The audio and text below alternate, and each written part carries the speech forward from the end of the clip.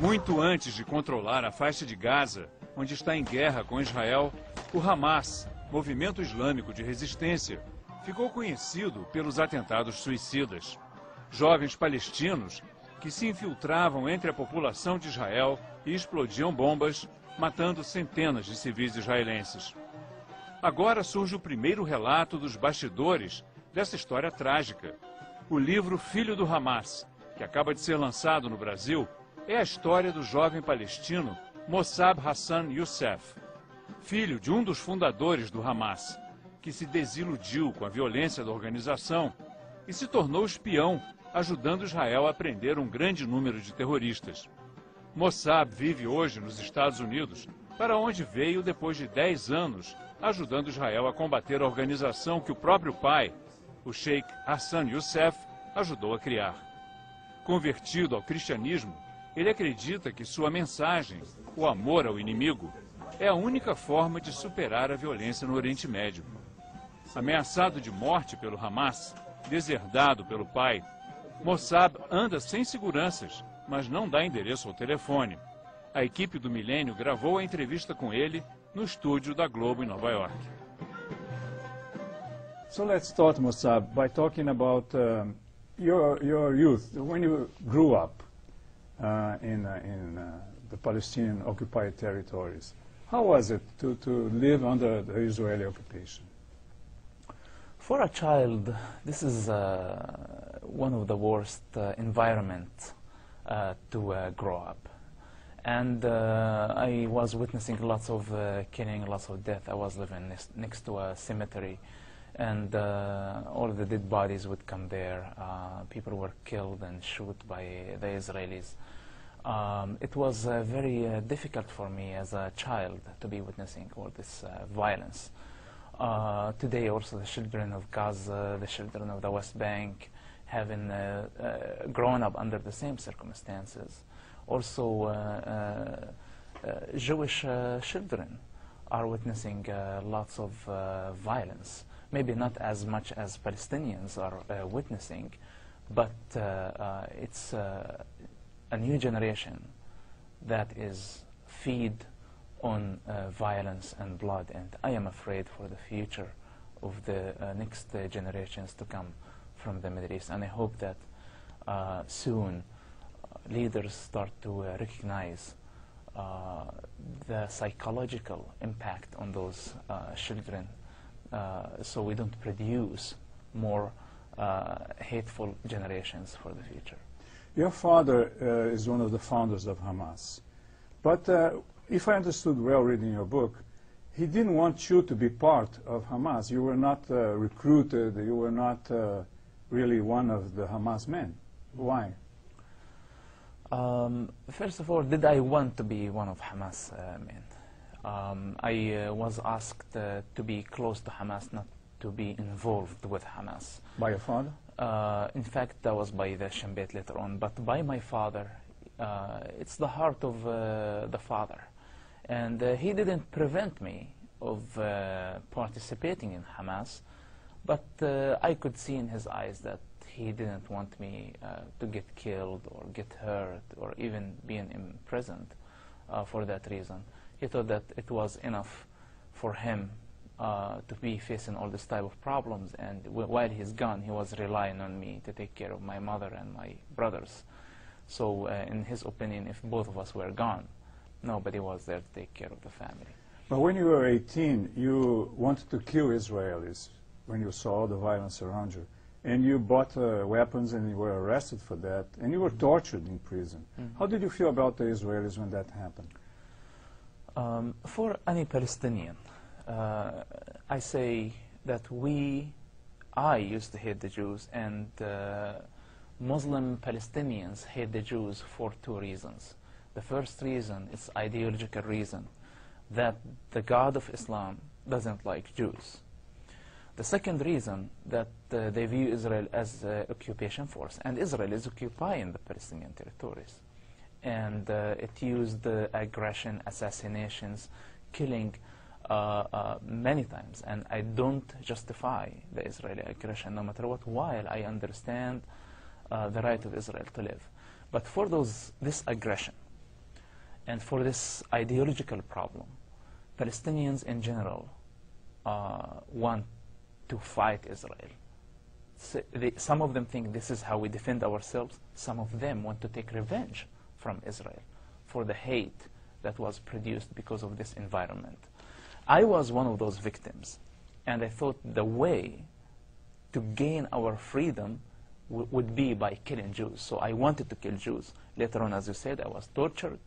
I never killed a Jew. I never used the weapons. They didn't work, and I was arrested before they were used, and I was tortured in prison under the Israeli Authority. And then the Shin Bet, the security organization in Israel, invited you, asked you what happened. They wanted you to be an informer, and you wanted to use that to infiltrate them so you could kill them. Is that what you were thinking at the time? Yes, at that time, after I was tortured, in fact, while I was under the torture, the Israeli Shin Bet, Israeli intelligence, asked me to work for them. I was asking, are those guys idiots, or what's their problem? They're torturing me, they're arresting my father, they're killing my people, and they're asking me now to work for them. I thought that would be a great opportunity at that time to infiltrate the Shin Bet and fool them and kill them from inside. So I was 18 years old, I was full of hate. I had enough reasons to hate them. In fact, they gave me all the reasons to hate them and want to take revenge from them. I decided to work for them and fool them, and this is how I started working for the Shin Bet. But how did your mind change about that? Later on, I was transferred to a prison where other Palestinians and Hamas leaders were torturing their own members. And I was shocked. I understood the Israeli torture against Palestinians and persecution. But what I couldn't understand, why Hamas and Palestinians are torturing and persecuting their own people. Fatah tortured its own people, and Hamas learned the lesson from Fatah to torture their people. Most Palestinian factions tortured their members and killed some of them for the accusation of collaborating with Israel. Now, I started to question, what's the difference between the Israeli torture and the Palestinian torture? Why do I hate Israel because it tortured me, and I don't hate Palestinians because they torture my friends? And they could even torture me. So I had to be somehow honest and think as a human being, not as a Palestinian and as Israelis. And I saw ugly side of Palestinians as I saw ugly side of the Israelis. And to me, torture was torture, and that opened the door for the journey of questioning that took several years after that. But you were so close to your father. Did you talk to him about that? Of course, I talked to him about this, and I knew that he disagreed. In fact, he was the one who stopped the torture in prison when he was transferred to that prison.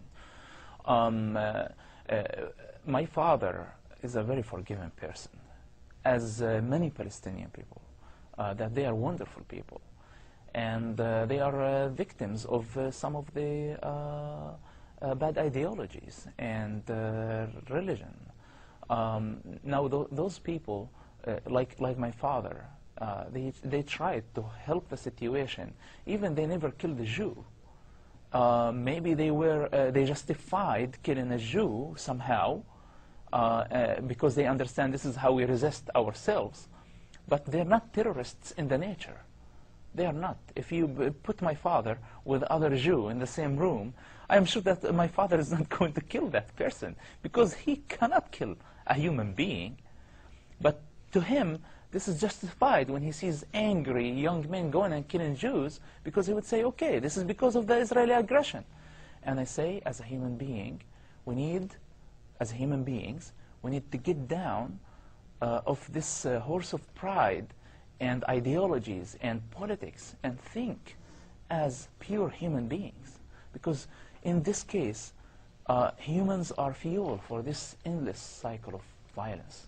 The Shin Bet helped you to pay for your university studies, and they let you for 4 years to be like a side. You weren't working for them, really, until the second Intifada. The second Intifada is when you started to work as a spy for them. And you say that at the day of decision, there was a day when you decided to really start doing this. What was in your mind in that day? After I was released from prison, the Shin Bet invited me for a meeting. And I went for the meeting. As I told you, the original plan was to fool them. Now I went to the meeting. And in the meeting, they were very friendly. And we discussed what happened in prison, the torture that was going on there, to discover that most my people, Palestinians who were killed or tortured, my friends, they were victims. They didn't have a clue or anything of a relationship with the Shin Bet, the Israeli intelligence. They were innocent people. They were not collaborators. They weren't collaborators with Israel. And I started even to question more. I already had a problem with the torture in prison, and now I had a problem to know the truth.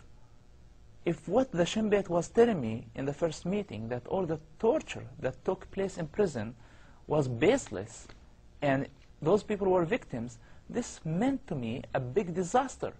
Those people I trusted, and those people that we are fighting together, and I'm committing my life to them, and to their organization, and I wanted to kill Jews for their glory, and so they take over the Palestinian territories. What if they will become a government one day? Will they also torture everybody the same way they tortured everybody in prison? Now, I'm not saying that this is enough not to trust any Palestinian leadership or Palestinians at all, but I had to judge everything regarding to a pure human morality at that time. And I became very curious. I wanted to learn more. And unfortunately, that I was learning this from my enemies, who I wanted to kill, not from my people. My people weren't honest. Even my father wasn't honest enough. Maybe he was blinded totally to see the truth. And I had to go through this risky journey of hanging out with my enemies that I wanted to kill and have them as friends. And later on, we really became friends because I saw a big amount of honesty and responsibility in their behaviors. And I was fascinated about that, and I respected that. So later on, we became friends. Of course, they took care of my study university, but that wasn't the main motive to me as a person. What was the main motive? When the second Intifada began, you actually began to work as a spy. It's a mixture. The first motive was taking revenge. That was the original motive. Later on, it was the motive of knowing the truth. What's the reality of this conflict? Why people are killing each other? Why was I tortured? Why was witnessing for all this blood? Who's really responsible for that? Mm-hmm. It was the journey and the motivation of discovering the truth. And later on, while I was confused, because simply, as I told you, I started to want to take revenge, and later on we became friends. So when I start to look at myself in the mirror, I say, what in the world I am doing? I am hanging out with my enemies as my friends. Should I quit and just quit everything? Quit Hamas, quit the Shin Bet, quit everything and find a different country? Or what? During that time, I met Jesus Christ. I met an evangelist who invited me to a Bible study, and he gave me the Bible. And I was reading the Bible in Matthew, saying, love your enemy. And that shocked me, because during that time, practically, I was in a relationship with my enemies who I wanted to kill, and we became friends. So it made perfect sense to me. Love your enemy, unconditional love. Don't hate anybody. Your problem is not with man. Your problem is with the bad spirits. And I was fascinated about Jesus Christ's teachings. Now, when I start to adopt Jesus Christ's standards, not Christianity as a religion, Jesus Christ's message of love, which is equal to God in the Bible, I adopted those standards in my life, and I had a new motivation. Now, my motivation wasn't the new motivation in Jesus Christ, in the Christian faith, didn't have political agendas, didn't have agendas to support Israel or even support Palestine. It was the agendas of saving a human life, because I was in a position where I could give information about a suicide bomber who was going ahead to kill and blow himself up in civilians, innocent people, children, women, and old people. And that was my final motivation, to serve the cause of love through my working with the Shin Bet and Hamas at the same time. After working for Israel for 10 years, you decided to stop and come to the U.S. Why did you do that? First of all, I was living a very difficult life, and nobody knew about me. I was Christian undercover. I was spy undercover. It's a very risky job. Nobody understood how difficult the situation that I was in. And I had to make a big decision every day, on daily basis, about life and death, every day. And at the end of the day, I'm not God.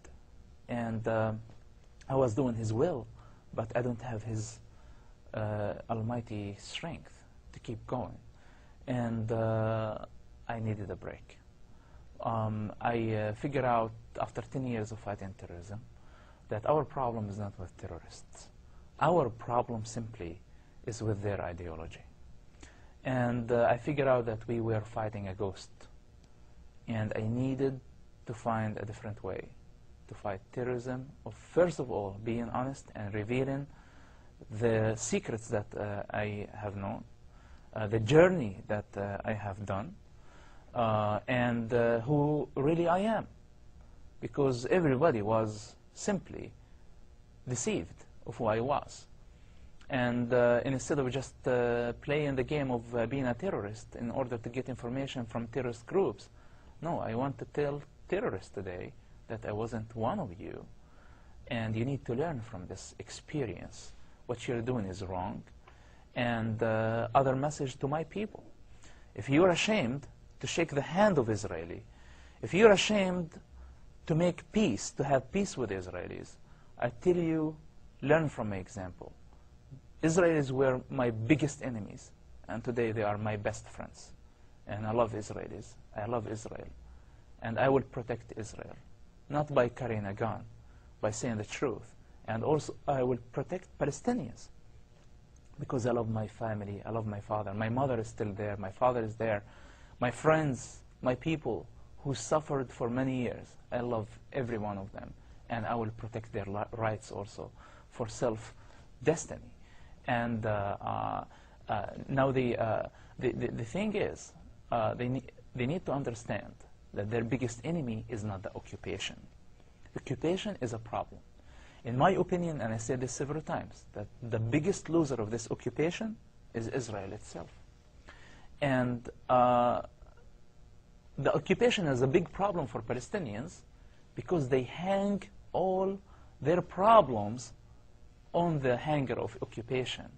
And when there is a society that they have a reason to hang all their problems, they never get the chance to see themselves in the mirror. So their leaders would make deadly mistakes that risks all the future of Palestinians, while they're blaming everything on Israel, while this is not honest. And this is unhealthy for any society. So today my message to them that I tell Israel that your problem is not Palestinians. And I'm telling Palestinians, your problem is not Israel. You are the problem of yourselves. And you are the enemies of yourselves.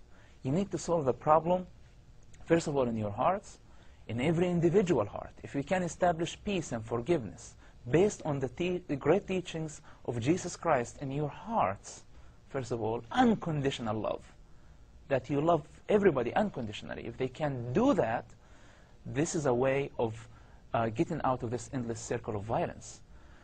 And I am not sure that a Palestinian state will bring peace to my people. I am not sure about that.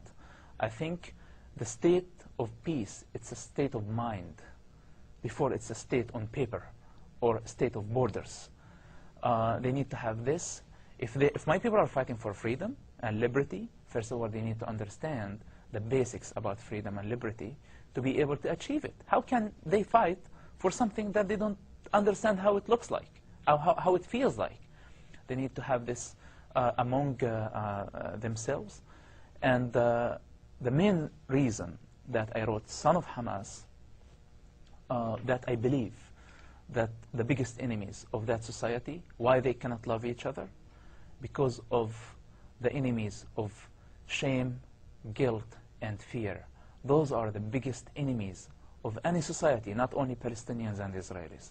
And this is why the leaderships cannot make progress toward peace. They're ashamed.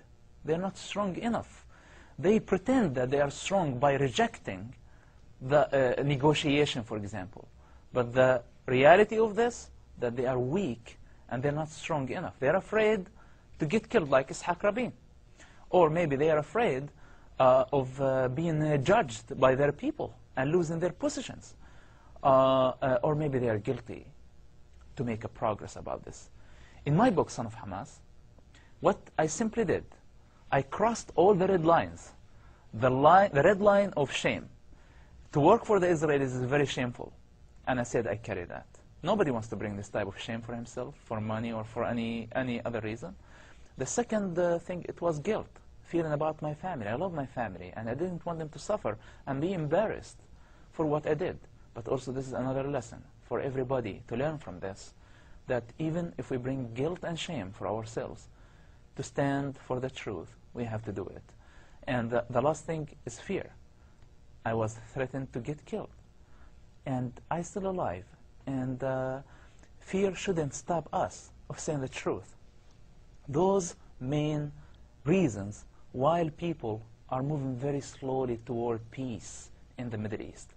And today I defeat them. I defeated them, in fact, not with my strength. I defeated them with the grace and liberty that I learned in Jesus Christ. Those are the standards that I learned in this wonderful faith of Christianity, of liberty and freedom.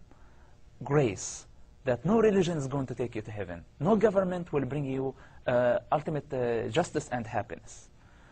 It's very important. Religion is important. Government, constitution, all those are important. You have to respect them. It's a requirement of Jesus Christ. But what fulfills all this is his message of grace, liberty, and unconditional love. Thank you. Thank you. Thank you very much. Thank you. Thank you. Visite o blog do Milênio para deixar a sua opinião sobre essa entrevista e saber mais sobre a história de Mosab.